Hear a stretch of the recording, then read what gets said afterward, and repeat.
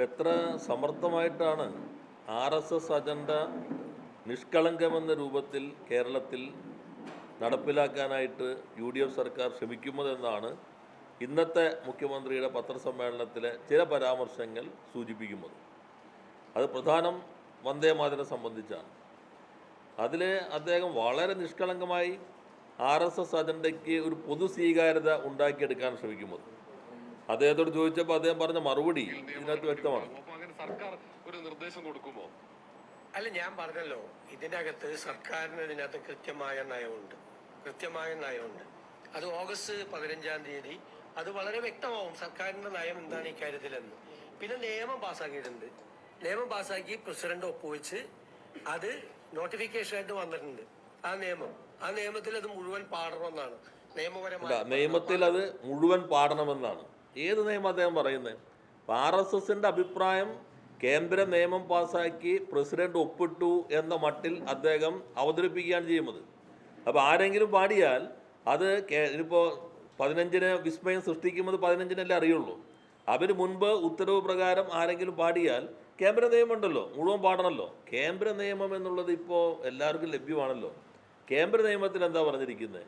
കേന്ദ്ര നിയമത്തിൽ ദേശീയ നേരത്തെ ഉള്ള നിയമം എന്ന് പറഞ്ഞാൽ ദേശീയ പതാകയും ദേശീയ ഗാനവുമാണ് ഉൾപ്പെട്ടിരുന്നത്.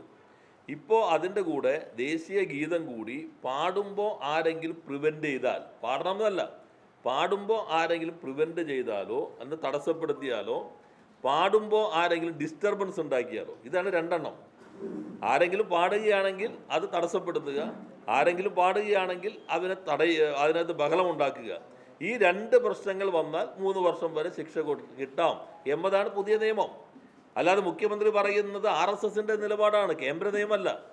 ഇപ്പോൾ പാർലമെൻറ്റിൽ ഏകപക്ഷീയമായി പ്രതിപക്ഷത്തിൻ്റെ എതിർപ്പ് കൊണ്ട് പാസ്സാക്കിയ നിയമത്തിൽ എവിടെയാണ് വന്ദേമാതരം പൂർണ്ണമായിട്ട് പാടണമെന്ന് പറയുന്നത്? അപ്പോൾ എന്താണ് നമ്മുടെ മുഖ്യമന്ത്രി ഭരണഘടനാ ചുമതലയിൽ ഇരുന്നു കൊണ്ട് ഈ നാട്ടിലെ ജനങ്ങളോട് സംവേദിക്കുന്ന കാര്യം? നിങ്ങളിത് പാടാൻ നിയമമുണ്ട്, നിങ്ങളെല്ലാവരും പാടിക്കൊള്ളണം, അതിന് പ്രസിഡന്റ് ഒപ്പുവെച്ച് കഴിഞ്ഞു എന്ന് മുഖ്യമന്ത്രി പറഞ്ഞാൽ അത് നൽകുമ്പോൾ സന്ദേശം എന്താണ്? നാളെ എല്ലാവരും ഇത് മുഴുവൻ പാടിക്കൊള്ളണം. നമ്മുടെ ഭരണഘടനയുടെ 51A വളരെ വ്യക്തമാണ്. 51Aയിൽ ദേശീയ ഗാനം മാത്രമേ ഉള്ളൂ, ദേശീയ പതാകയുണ്ട്, അതിനോട് അനാദരവ് പാടില്ല. എന്നാൽ ഇവരിപ്പോൾ ഒരു പുതിയ നിയമം കൊണ്ടുവന്നു. ഭരണഘടന ഭേദഗതി ചെയ്തിട്ടില്ല, നിയമം കൊണ്ടുവന്നു. കഴിഞ്ഞ ജനുവരി മാസത്തിൽ കേന്ദ്രം ഒരു പുതിയ ഗൈഡ് ലൈൻ ആഭ്യന്തര മന്ത്രാലയം ഇറക്കി. ആ ആഭ്യന്തര മന്ത്രാലയം ഇറക്കിയ ഗൈഡ് ലൈനിൽ വന്ദേമാതരം പൂർണ്ണമായിട്ട് പാടണമെന്ന് പറഞ്ഞു. ഇവർ സുപ്രീം കോടതിയിൽ കേസ് വന്നു. സുപ്രീം കോടതി പറഞ്ഞാൽ അത് അഡ്വൈസറി മാത്രമാണ്, മാൻഡേറ്ററി അല്ല, അതുകൊണ്ട് ഞങ്ങളിപ്പോൾ ഇടപെടുന്നില്ല എന്ന് വെച്ചാൽ അത് കേവലം ഒരു അഡ്വൈസ് ചെയ്ത് ഒരു ഉപദേശ സ്വഭാവത്തിൽ മാത്രമുള്ളതാണ്, നിർബന്ധമുള്ളതല്ല. അതുകൊണ്ട് ഞങ്ങൾ ഇടപെടുന്നില്ല എന്നതാണ് ഇപ്പോൾ സുപ്രീം കോടതിയുടെ പൊസിഷൻ. അപ്പോൾ മുഖ്യമന്ത്രി, ഒരു സംസ്ഥാനത്തിൻ്റെ മുഖ്യമന്ത്രി പറയുകയാണ് പ്രസിഡന്റ് ഒപ്പുവെച്ച നിയമത്തിൽ ഇത് മുഴുവനും പാടണം. നിങ്ങളുടെ എല്ലാവരുടെ കയ്യിൽ ഇപ്പോൾ ഞാൻ കേൾപ്പിച്ചതിൻ്റെ ഇപ്പോൾ കേട്ടല്ലേ ഉള്ളൂ. അപ്പോൾ എവിടേക്കാണ് അദ്ദേഹം കേരളത്തെ നയിക്കാൻ ശ്രമിക്കുന്നത് എന്ന് മാത്രമല്ല, കേരളത്തിൻ്റെ തന്നെ വളരെ പ്രസിദ്ധമായൊരു കേസുണ്ട്. അതാണ് ബിനോയ് ഇമാനുവൽ എന്ന് പറയുന്ന കുട്ടി നൽകിയ കേസ്.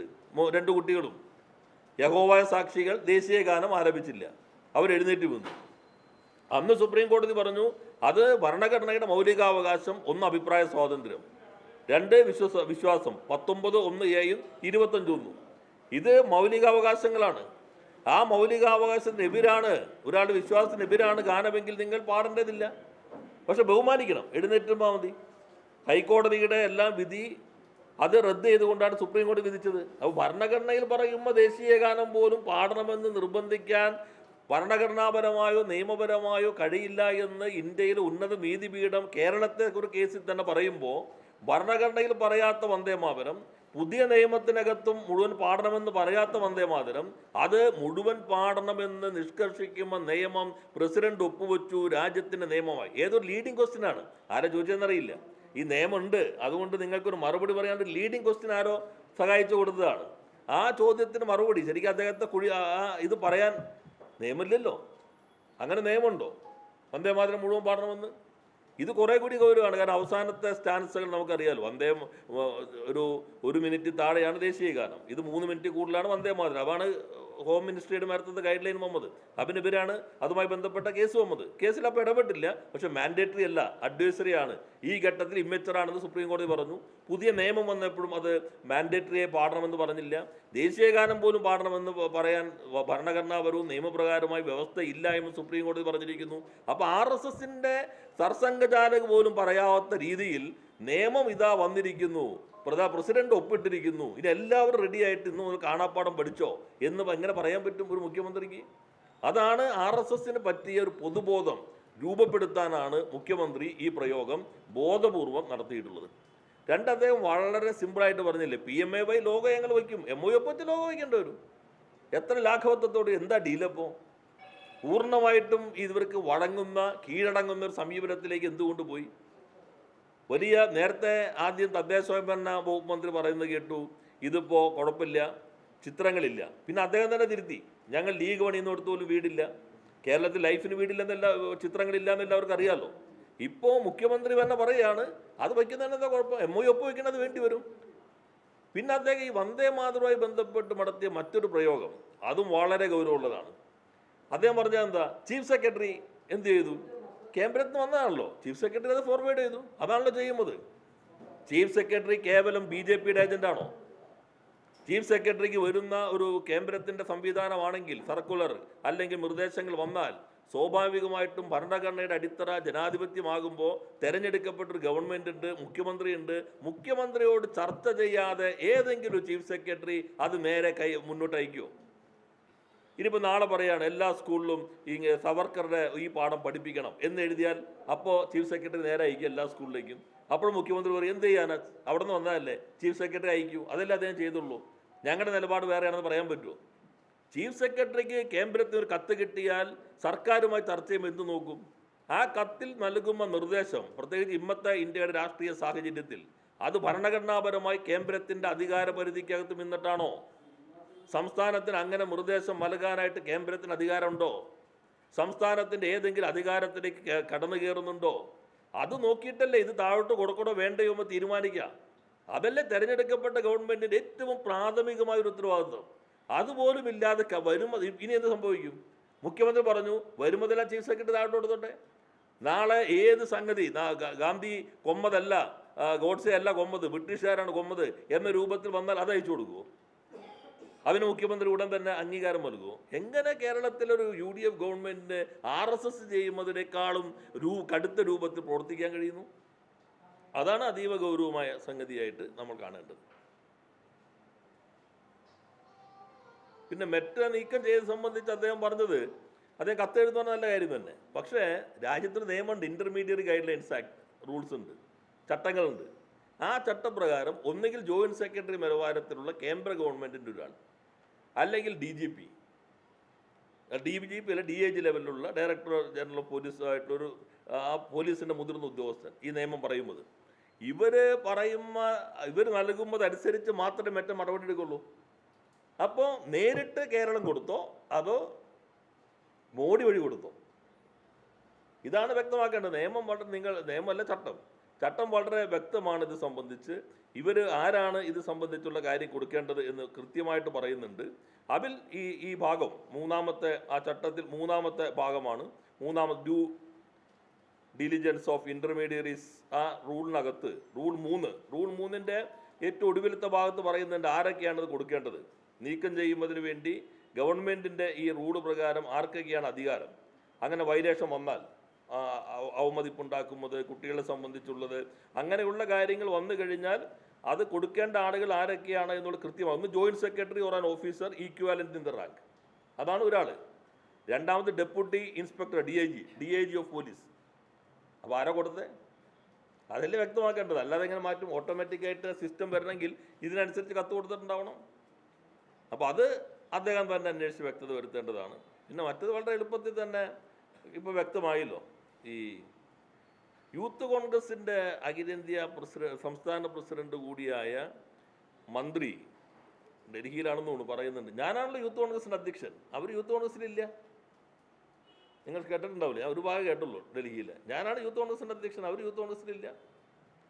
ഇവിടെ DCC യൂത്ത് കോൺഗ്രസിലൊന്നും അവരില്ല. അവർ കേസിൽ എന്തോ പ്രതിയാണ്. യൂത്ത് കോൺഗ്രസ് എല്ലാവരും ഞങ്ങൾക്ക് അറിയാമല്ലോ. ഇന്ന് ഇവിടുത്തെ DCC പ്രസിഡന്റ് പറയുന്നത് കേട്ടു. ഇപ്പോൾ മുഖ്യമന്ത്രി പറയുന്നത് അവർ യൂത്ത് കോൺഗ്രസിൻ്റെ ആളിലാണ്. ഈ സമരത്തിൽ ഇത് പറഞ്ഞിട്ടാണ് ഞാൻ ചെന്നത്. ഇപ്പോൾ തന്നെ പുതിയ ചിത്രങ്ങൾ വന്നു. 2021 മുഖ്യമന്ത്രി വളരെ സന്തോഷത്തോടുകൂടി ചേർത്ത് പിടിക്കുമ്പോൾ ചിത്രം വന്നിട്ടുണ്ട് ഇപ്പോൾ തന്നെ. എന്നാൽ പ്രതിപക്ഷ നേതാവ് പറഞ്ഞതെങ്കിലും അദ്ദേഹം കേട്ടെങ്കിൽ ഇത്ര അപകടം പറ്റുമോ? പ്രതിപക്ഷ നേതാവ് എന്താ പറഞ്ഞത്? അത് അറിഞ്ഞിട്ടാകണമെന്നില്ലല്ലോ. ഇദ്ദേഹം ഈ കച്ചവടക്കാരനാണെന്ന് അറിഞ്ഞിട്ടാകണമെന്നില്ല. ചിലപ്പോൾ ശ്രദ്ധിക്കേണ്ടത് എന്താ, അതിൻ്റെ ഭാഗമായി ഈ കേസ് തേച്ച് മാച്ച് കളയുന്ന ശ്രമം ഉണ്ടാകരുത്. എത്ര പക്വതയോടുകൂടിയാണ് കേരളത്തിൻ്റെ പ്രതിപക്ഷ നേതാവ് ആ പ്രശ്നത്തെ കൈകാര്യം ചെയ്തത്. ഇന്ന് മുഖ്യമന്ത്രി ശരിക്കും എന്താ പറയുക, ഇങ്ങനെ ഒരു സംഗതി ഉണ്ട്, ശരിക്കും അറിയില്ലായിരുന്നു, ഇപ്പോൾ വന്നിരിക്കുന്നു, ഒരു വിട്ടുവീഴ്ചയും ചെയ്യില്ല. സ്വാഭാവികമായിട്ടും പല ആളുകളുണ്ടാവും, നമുക്ക് അവരുടെ ബാക്ക്ഗ്രൗണ്ട് അറിയില്ലല്ലോ. പ്രതിപക്ഷ നേതാവ് പറഞ്ഞത് ശരിയാണ്, അറിയാതെയാണ് ഞാനത് അദ്ദേഹം ബന്ധപ്പെട്ടിരുന്നത്. എന്നാൽ അങ്ങനെയുള്ളതൊന്നും ഈ കേസിനെ ബാധിക്കില്ല, അതിശക്തമായ നടപടി സ്വീകരിക്കും എന്ന് പറഞ്ഞിരുന്നെങ്കിൽ മുഖ്യമന്ത്രി എന്ന പദവിയെക്കുറിച്ച് കേരളത്തിന് എന്തുമാത്രം അഭിമാനം ഉണ്ടാകുമായിരുന്നു. പ്രതിപക്ഷ നേതാവ് അത്രയല്ലേ പറഞ്ഞു, പ്രതിപക്ഷ നേതാവിന് എന്തൊക്കെ പറയാമായിരുന്നു. പക്ഷെ അദ്ദേഹം പറഞ്ഞത് അറിഞ്ഞിട്ടാകണമെന്നില്ല. എന്നാൽ കേസ് അന്വേഷണം അട്ടിമറിക്കരുത്. അതിന് പകരം ഇപ്പോൾ ഈ നുണ ഒന്ന് പറഞ്ഞാൽ പിന്നെ അതും കയറി മറിഞ്ഞ് കുറേ പ്രശ്നങ്ങൾ വരും. അതിൽ ഇപ്പോഴും അദ്ദേഹം ആ ഭാഗം പറഞ്ഞത് വളരെ ഗൗരവമാണ്. അത് ഈ കേസിലെ പ്രതികളെ രക്ഷപ്പെടുത്താനുള്ളതിലേക്കുള്ള സന്ദേശമായി മാറുമോ എന്നുകൂടി എല്ലാവരും സംശയിക്കേണ്ടതാണ്.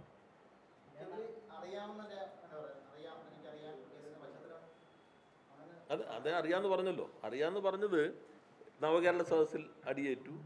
അത് ആ സന്ദർഭം പുതിയ ചിത്രങ്ങളൊന്നുമില്ല, ഇതൊക്കെ എല്ലാവർക്കും കിട്ടുമല്ലോ. ഇതിന് മുൻപുള്ളത് അമ്മത്തെ ചിത്രങ്ങൾ, പിന്നെ അദ്ദേഹം ഈ പ്രതിയായ ആൾ തന്നെ 5 വർഷമായി ഞാൻ ടീമിൽ പ്രവർത്തിക്കുന്നു എന്നുള്ളത്, അദ്ദേഹത്തിൻ്റെ ഓഫീസിൽ ചെന്ന എൻ്റെ നല്ല റീലുകൾ, MLA ഓഫീസിലിരിക്കുന്ന ചിത്രങ്ങൾ, ഇതെല്ലാം വന്നു കഴിഞ്ഞല്ലോ. അപ്പോൾ പ്രതിപക്ഷ നേതാവ് പറഞ്ഞതെങ്കിലും കേട്ടാൽ അത് മനസ്സിലാക്കിയെങ്കിൽ അത് ഞാൻ ഉണ്ടായിരുന്നു, എനിക്കറിയില്ലായിരുന്നു ഇങ്ങനെയുള്ള ആളാണെന്ന്. അതിൻ്റെ ഒരു ആനുകൂല്യവും ഈ ഗവൺമെൻറ്റിന് പ്രതീക്ഷിക്കേണ്ട എന്ന് പറഞ്ഞിരുന്നെങ്കിൽ, അല്ലെങ്കിൽ പ്രതിപക്ഷ നേതാവിന് അത് വെച്ച് എന്തെല്ലാം ആക്രമിക്കാമായിരുന്നു. പക്ഷെ അതല്ലല്ലോ അദ്ദേഹം ചെയ്തത്. അദ്ദേഹം വളരെ ഒരു സ്റ്റേറ്റ്സ്മാൻ സ്പിരിറ്റ് എന്ന നിലയിൽ തന്നെ പക്വതയോട് ആയിരിക്കാം. ഇപ്പോൾ നമ്മൾ പലരുമായിട്ട് ബന്ധപ്പെടും, അവരുടെ ബാക്ക്ഗ്രൗണ്ട് ഇത് വരുമ്പോഴെല്ലാം അറിയാം. എന്നാൽ ഇതിൻ്റെ ആനുകൂല്യം കിട്ടാൻ പോണില്ല. ഇത്രയും പറയണ്ടേ.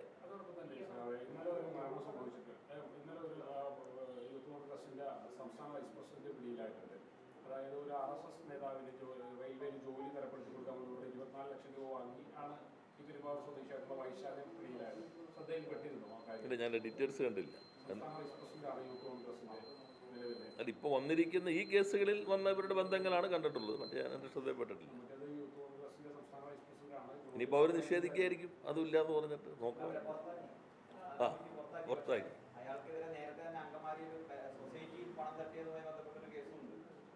അതിൻ്റെ ഒരു ക്രിമിനൽ സംഘമാണ് ഇപ്പോൾ വന്നിരിക്കുമെന്നാണല്ലോ വ്യക്തമായിരിക്കുന്നത്.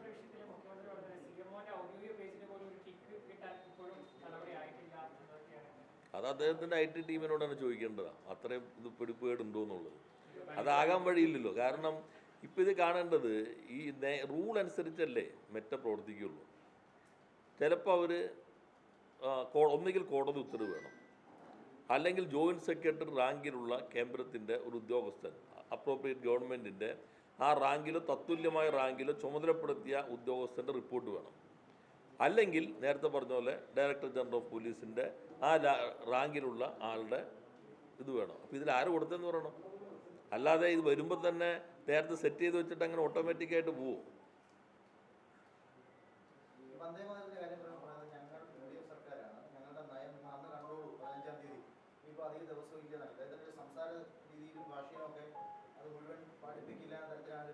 അല്ല, അങ്ങനെ ഞാൻ ചോദിക്കുന്നത്, അദ്ദേഹം തന്നെ പറയുന്നത് നിയമത്തിൽ മുഴുവൻ പാടണം, അത് പ്രസിഡന്റ് ഒപ്പുവെച്ചു എന്ന് അദ്ദേഹം ഈ നുണ എന്തിനാ പറയുന്ന വസ്തുതാവിരുദ്ധമായ കാര്യം? നിയമത്തിൽ അതില്ലല്ലോ. സുപ്രീം കോടതി ഒടുവിൽ അത് ഹോം മിനിസ്ട്രിയുടെ ഗൈഡ് ലൈൻ പോലും അഡ്വൈസറി ആണെന്ന് പറഞ്ഞിരിക്കുന്നു. നേരത്തെ പല ഘട്ടങ്ങളിലും സുപ്രീം കോടതിയിൽ വന്ദേമാതരം പാടണ്ടേ സംബന്ധിച്ച കേസുകൾ ഹൈക്കോടതികളിൽ സുപ്രീം കോടതിയിൽ വന്നിട്ടുണ്ട്. അന്ന് പറഞ്ഞൊരു കോൺസ്റ്റിറ്റ്യൂഷണൽ ഇതുമില്ല, ലീഗലും നിൽക്കില്ല. ഇപ്പോൾ ലീഗലൊരു ഭാഗം അവരുണ്ടാക്കിയിട്ടുണ്ട്. അത് പ്രിവെൻറ്റ് ചെയ്താലും ഡിസ്റ്റർബൻസ് മാത്രമേ ഉള്ളൂ, അല്ലാതെ മുഴുവൻ പാടണമെന്നുള്ളതല്ല. അപ്പോൾ അങ്ങനെ പറയുമ്പോൾ അദ്ദേഹത്തിന് പറയാമല്ലോ, ഈ ഒരു ലീഡിങ് ക്വസ്റ്റ്യൻ കിട്ടിയപ്പോൾ കൃത്യമായിട്ട് പറയും നിയമത്തിൽ പോലും പറഞ്ഞിട്ടില്ല മുഴുവൻ പാടണമെന്ന്. ഇനി നോക്കട്ടെ, ചീഫ് സെക്രട്ടറി എഴുതി കൊടുത്തതിൽ തന്നെ വായിച്ചു നോക്കണ്ടേ, അതിനകത്ത് മുഴുവൻ പാടണമെന്ന് പറയുന്നുണ്ടോ? അപ്പോഴേക്കും മുഴുവൻ പാടണമെന്ന് നിയമം പാസ്സാക്കിയത് എന്തിനാണ് അദ്ദേഹം പറയുന്നത്? ഇതിനകത്തൊരു കൂട്ടുത്തരവാദിത്തമുണ്ടോ ഇവർക്ക്? എന്താ ശ്രീ ഷംസുദ്ദീൻ പറഞ്ഞത്? രാജ്ഭവനിൽ നിന്ന് വന്നതാണ്. അന്ന് ഞാൻ നിങ്ങൾ മീഡിയക്കാർ ചോദിച്ചപ്പോൾ പറഞ്ഞു അത് വായിച്ചു നോക്കിയാൽ മനസ്സിലാവും. ഞാൻ മറ്റു പല സ്റ്റേറ്റിലെയും സൈറ്റിൽ കിട്ടുന്നുണ്ട്. അത് കേന്ദ്രം നേരെ സാംസ്കാരിക വകുപ്പിൽ നിന്ന് ചീഫ് സെക്രട്ടറിമാർക്ക് അയച്ചിരിക്കുന്നത്. ഇവർ രാജ്ഭവൻ ആക്കിയത് എങ്ങനെയാണ്? അത് ചാരുപോയി. രാജ്ഭവൻ വളരെ സന്തോഷം. ഞങ്ങൾ പറഞ്ഞിട്ടില്ല ഞങ്ങൾക്ക് മുഴുവൻ പാടാൻ താല്പര്യം എന്ന് പറഞ്ഞു. ഇപ്പോൾ ആരോഗ്യമന്ത്രി എന്ത് പറഞ്ഞു? മറ്റെല്ലാം നീക്കും, അത് നീക്കണം അല്ലേ ഇപ്പോൾ നിങ്ങളോട് പറഞ്ഞത്. അപ്പോൾ ഇദ്ദേഹം എന്ത് പറയണു? ഞങ്ങൾ പറഞ്ഞിട്ടില്ല എന്ന്. അപ്പോൾ ആര് പറഞ്ഞാൽ ശരി? ഇതിപ്പോൾ എന്തൊക്കെയാണ് കേരളത്തിൽ നടക്കുന്നത്? വലിയ വിസ്മയങ്ങളല്ലേ ഇപ്പോൾ നടന്നുകൊണ്ടിരിക്കുന്നത്.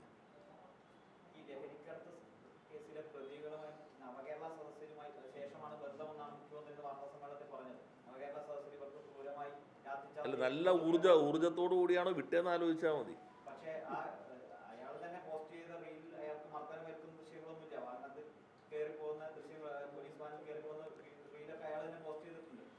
അതിന് മുൻപ് തന്നെ മുഖ്യമന്ത്രിയുമായി അടുത്ത് ഇടപഴകുന്ന ചില റീലുകളൊക്കെ അയാൾ പോസ്റ്റ് ചെയ്തിട്ടുണ്ട്.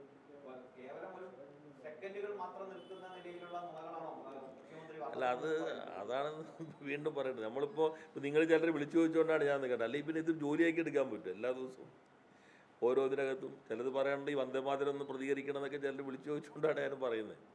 ഇതിലെന്ന് വെച്ചിട്ടുണ്ടെങ്കിൽ അദ്ദേഹത്തിന് തന്നെ അറിയാം ഈ പറയുന്നത് വസ്തുതാ വിരുദ്ധമാണെന്ന് അറിയാൻ പറ്റുമല്ലോ. ഇനിയിപ്പോൾ എവിടെ പറയും അന്നത്തെ ചിത്രം ഞാൻ ഓർത്തില്ല എന്ന് പറയാം. ഞാൻ പറഞ്ഞല്ലോ പ്രതിപക്ഷ നേതാവ് പറഞ്ഞ ആ ഭാഗത്ത് നിന്നിരുന്നെങ്കിൽ മുഖ്യമന്ത്രിക്ക് തന്നെ ഒരു നല്ല ഡിഫൻസ് അല്ലേ? എനിക്കറിയില്ലായിരുന്നു. ഇപ്പോൾ മനസ്സിലായി ഒരു സംരക്ഷണം കിട്ടാൻ പോകുന്നില്ല. പ്രതിപക്ഷ നേതാവ് എന്താ പറഞ്ഞത് അറിഞ്ഞിട്ടുണ്ടാകണമെന്നില്ല. പക്ഷേ അതിൻ്റെ ഭാഗമായി ഈ വാർത്തകൾ പോലും നിങ്ങൾ മാച്ചു കളയുമ്പോൾ ഇത് സംരക്ഷിക്കാനുള്ള ശ്രമം ഉണ്ടോ എന്ന് സംശയിക്കേണ്ടിയിരിക്കുന്നു. ഇത്രയല്ലേ പ്രതിപക്ഷ നേതാവ് പറഞ്ഞത്. ഇതിൽ ഇപ്പോൾ വേറൊന്ന് കാണാം. നവകേരള സദസ്സിലേക്ക് ഇങ്ങനെയുള്ള ആളുകളെ തെരഞ്ഞു വിട്ടോ നല്ല ഊർജ്ജത്തോടു കൂടി പ്രതികരിക്കാനായിട്ട്? അതാണല്ലോ അദ്ദേഹം പറഞ്ഞത്. പിന്നെ സംശയിക്കേണ്ടത്. അപ്പോൾ ഇപ്പം തന്നെ ഒരു ചിത്രം 2 ചിത്രം വന്നു കഴിഞ്ഞു. ഇനി എത്രയൊക്കെ വരാനിരിക്കുന്നു. ഞാനിപ്പോൾ 2 കണ്ടുള്ളൂ. 2 ഡേറ്റുകളിൽ വളരെ സന്തോഷവാനായിട്ട് അന്നത്തെ പ്രതിപക്ഷ നേതാവ് ചേർത്ത് പിടിച്ചിരിക്കുന്ന ചിത്രം അതിന് മുമ്പുള്ളത്. അല്ല, ഈ പറഞ്ഞ നവകേരള സദസ്സിന് മുമ്പുള്ള ചിത്രങ്ങളെപ്പോൾ വന്നിരിക്കുന്നത്? അതാണ് നിങ്ങൾ ചോദിച്ചത്. വീഡിയോ വന്നിരിക്കുന്നു. അദ്ദേഹം തന്നെ അവകാശപ്പെട്ടിരിക്കുന്നു 5 വർഷമായി ഈ ടീമിൽ അംഗമാണ് എന്ന് പറഞ്ഞിരിക്കുന്നു. അപ്പോൾ ഇനി വേറെ ടീം എന്ന് അതിനകത്ത് നോക്കിയാൽ ഇപ്പോൾ നമുക്ക് നോക്കിയാൽ അറിയാമല്ലോ ആരാണ് പോസ്റ്റ് ചെയ്തതെന്നൊക്കെ വിവരങ്ങൾ കിട്ടാൻ പറ്റുമല്ലോ. ഓരോന്നും ആരൊക്കെ പോസ്റ്റ് ചെയ്തു, ഏതിലൊക്കെ പോസ്റ്റ് ചെയ്തു എന്നുള്ളതെല്ലാം. ഇനി അതെല്ലാം പണ്ട് പറഞ്ഞ പോലെ ഹാക്ക് ചെയ്തു എന്ന് പറയാൻ പറ്റില്ല. അതൊക്കെ നമ്മൾ ഇങ്ങനെയൊക്കെ പറയാൻ കേരളത്തിൽ ജീവിക്കുന്നവരല്ലേ നമ്മളെല്ലാവരും. ഇത് കണ്ടുകൊണ്ടിരിക്കുകയല്ലേ. ഓക്കെ.